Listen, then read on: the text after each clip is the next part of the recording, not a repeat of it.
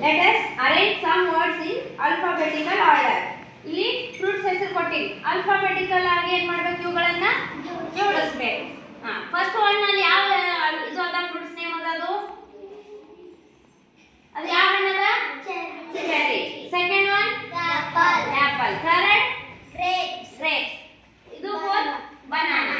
ಇದು ಆರೆಂಜ್.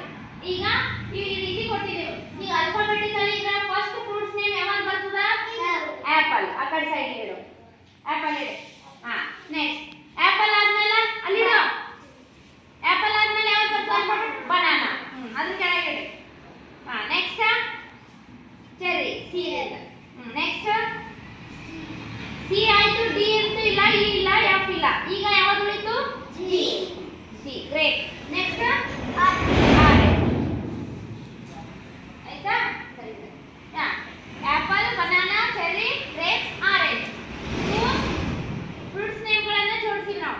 ಈಗ ನೆಕ್ಸ್ಟ್ ಏನ್ ಮಾಡಬೇಕು, ಕಲರ್ಗಳನ್ನ ಆಲ್ಫಾಬೆಟ್ ಮ್ಯಾಗ ಜೋಡಿಸಬೇಕು.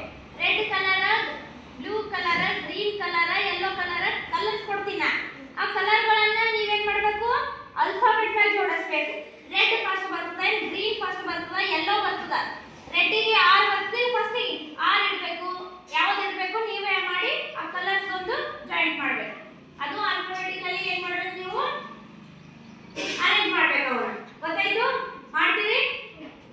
ಇಲ್ಲಿವರೆಗೂ ನಾವು ಏನ್ ಮಾಡಿದೇವಿ, ಫ್ರೂಟ್ಸ್ ನೇಮ್ ಅನ್ನ ಆಲ್ಫಾಬೆಟಿಕಲ್ ಆರ್ಡರ್ ಪ್ರಕಾರ ನಾವು ಅರೇಂಜ್ ಮಾಡಿ.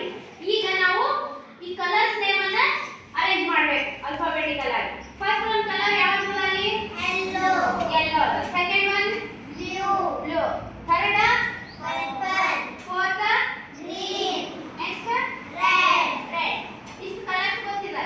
ಈ ಕಲರ್ಗಳಲ್ಲಿ yellow, blue, purple, green, red ಅದ. ಇದರೊಳಗೆ ಯಾವ ಆಲ್ಫಾಬೆಟ್ ಇಂದ ಕಲರ್ ಮೊದಲು ಬರ್ತದ, ನೇಮ್ಸ್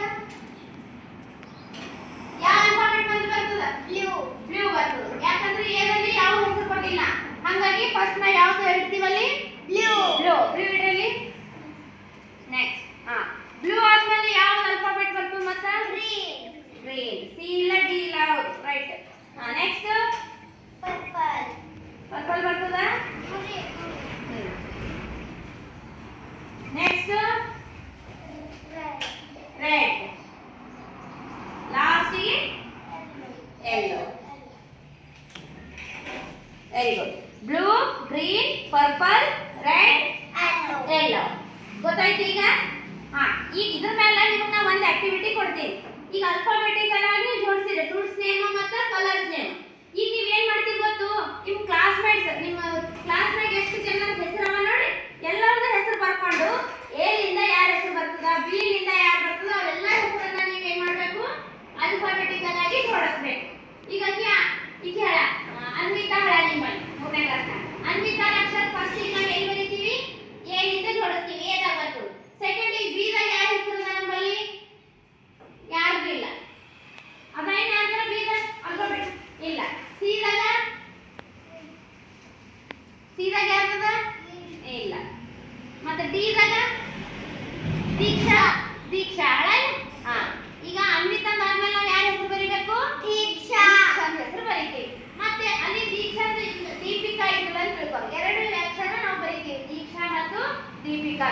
ಅಲ್ಲಿಂದ ಈ ದಾಗ ಏನು ಇಲ್ಲ. ಎಫ್ ದಾಗ